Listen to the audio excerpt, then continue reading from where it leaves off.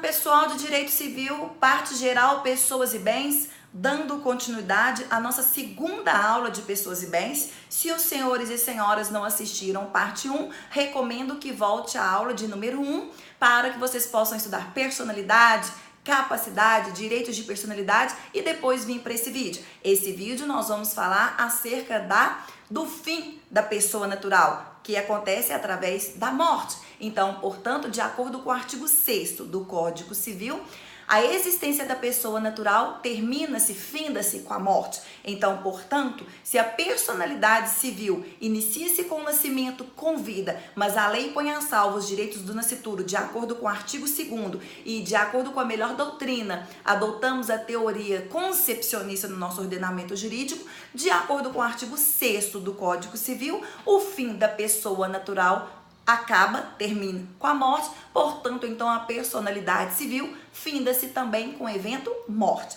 Precisamos fazer uma diferenciação entre morte real e morte presumida.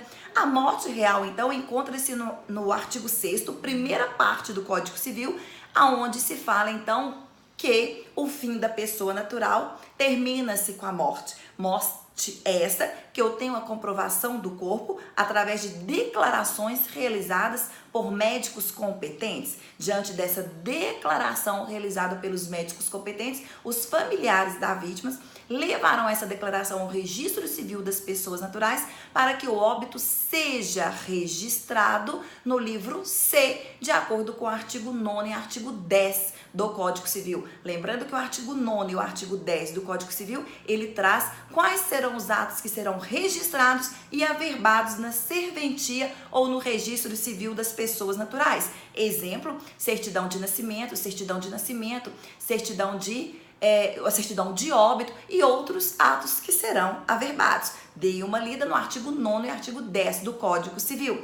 Pois bem, pessoal, voltando então aqui, a morte real é aquela que eu tenho a comprovação do corpo, tá? E então essa é muito tranquila. Mas a segunda parte do artigo 6º do Código Civil fala então em relação à morte presumida.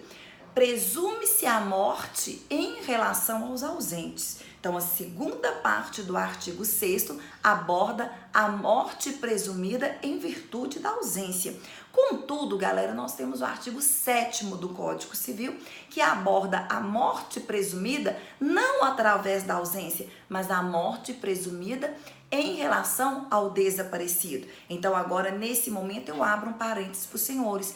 Há uma grande diferença entre os ausentes e o desaparecido. Os ausentes, então, encontram-se na segunda parte do artigo 6º do Código Civil e eles precisam passar por um processo de declaração de ausência para que sejam declarados ausentes. Esses artigos encontram-se no artigo 22 ao 39 do Código Civil e nós temos os desaparecidos que encontram-se no rol do artigo 7º do Código Civil, inciso de número 1 e inciso de número 2.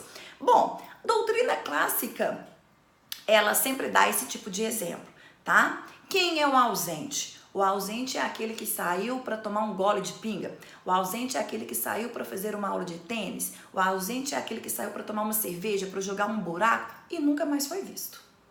Tá? Ele nunca mais foi visto. Então, o ausente, não se esqueçam dessa sigla LINS, L-I-N-S, LINS. Professora, quem é o ausente? O ausente é aquele que está em lugar incerto e não sabido. Então, aquele que encontra-se em um lugar incerto e não sabido, os seus parentes deverão providenciar a ação declaratória para que haja, então, a constatação da morte presumida, tá bem? Então, nós temos duas fases na ação declaratória. Nós temos a ausência provisória e a ausência definitiva. Sucessão provisória e sucessão definitiva, assim também chamado por alguns, tá? Nessa primeira fase de ausência provisória, será arrecadado todos os bens deixados pelo ausente, será nomeado um curador e será publicados editais para que haja publicidade e a probabilidade e a possibilidade de encontrar esse ausente.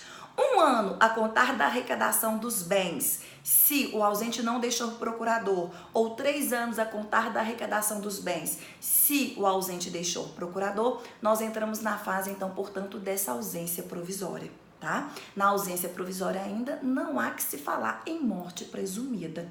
Somente 10 anos a contar da sentença que transitou em julgado a ausência provisória, bem como se o ausente conta com mais de 80 anos e há 5 não tem notícia deles, nós estaremos diante, então, da ausência definitiva ou sucessão definitiva. Então, isso já caiu em prova. Qual é a data da morte do ausente? A data da morte do ausente será a data da sentença que transitou em julgado, a ausência provisória ou a sucessão definitiva, professora? A sucessão definitiva. Então, a data da morte do ausente é a data da sentença que transitou em julgado, a sucessão o quê? Definitiva. E um detalhe muito importante, galera. Com essa sentença, os familiares, então, do ausente poderão registrar a sua morte presumida no Registro Civil das Pessoas Naturais. Dani, em que livro será registrado? No mesmo livro que é registrado a morte real, que é o livro C?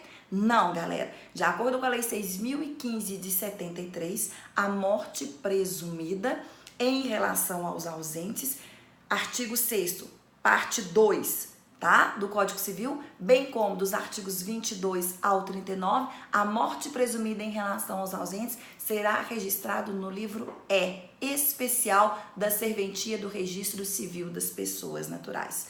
Tudo bem, galera?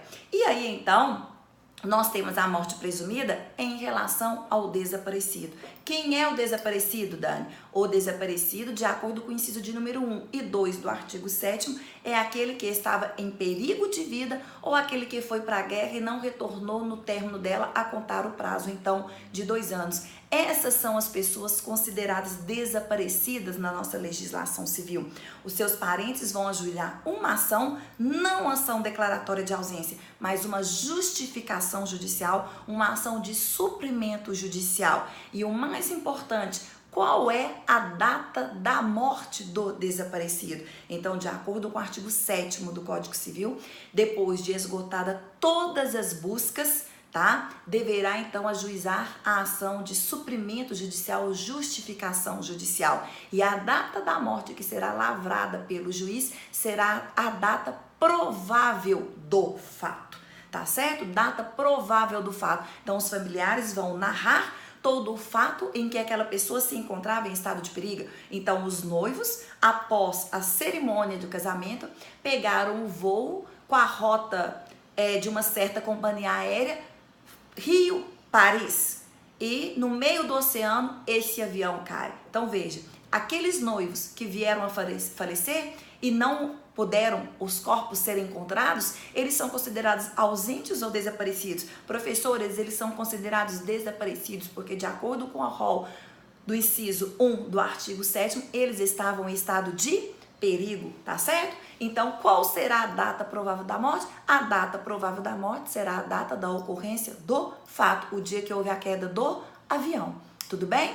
E aí, uma pegadinha de prova. Porque a morte presumida, ela divide-se então em ausência e nos desaparecidos.